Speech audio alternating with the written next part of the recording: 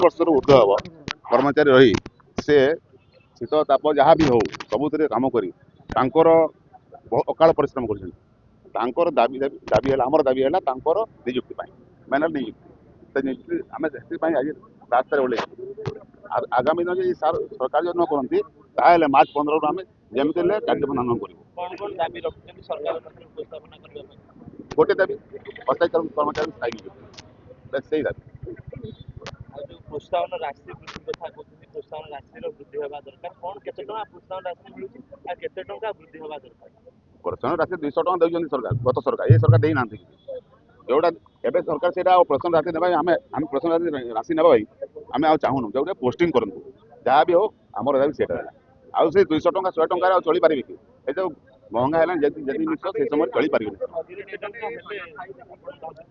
22,000 टका 21,000 पाउछन जदि नियुक्ति है कम से कम जो पेंशन 30-35,000 पाइबे तेणु किसी पाई पारे मु अशोक कुमार मुदुली साधारण संपादक मिलित मंच दीर्घ 30 वर्ष धरी जो मैंने निर्वचन सेवा जोगई जल जोगाण भाई अत्यावश्यक संस्थार कोविड हो कि जेकोसी दैवी दुर्विपाक हो सबु समय ये कर्मचारी मैंने सरकार पाखे छिड़ा होती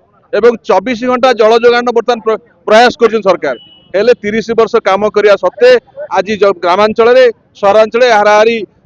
1483 ग्रामांचल 595 कर्मचारी एपर्यंत नियमित हो पारे ना तेणु आम सरकार को बारंबार ए विषय अनुरोध करूँ आगामी दिन ये जो सरकार आसछंती से सरकार को आम सूची देलु जे आम कर्मचारी मान पेट पाटना कथा 30 वर्ष से काम करनी काली सका 60 वर्ष अतिक्रांत कर 20% पलैले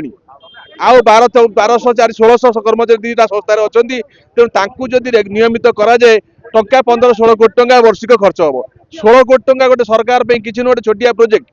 100 कोटी टंका खर्च मेगा प्रोजेक्ट या कर्मचारी पेट पाटना कथा कौन सरकार चिंता करें ना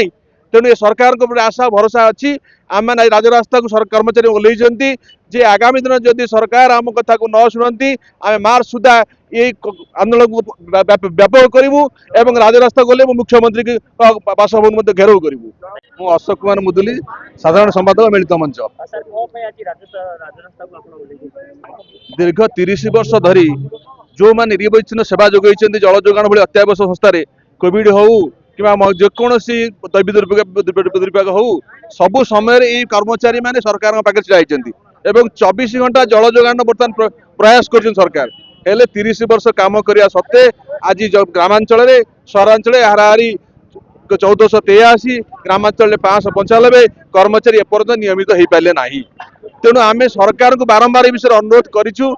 आगामी दिन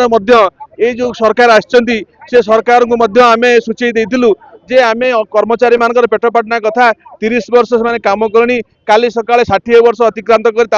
20% पलैले आउ 1200-1600 कर्मचारी दुईटा संस्थार अच्छा तेणु जदि नियमित कराए टंका 15-16 कोटी टंका वार्षिक खर्च हम 16 कोटी टंका गोटे सरकार किसी गोटे छोटिया प्रोजेक्ट 100 कोटी टंका खर्च मेगा प्रोजेक्ट या कर्मचारी पेट पाटना कथा कौन सरकार चिंता करें ना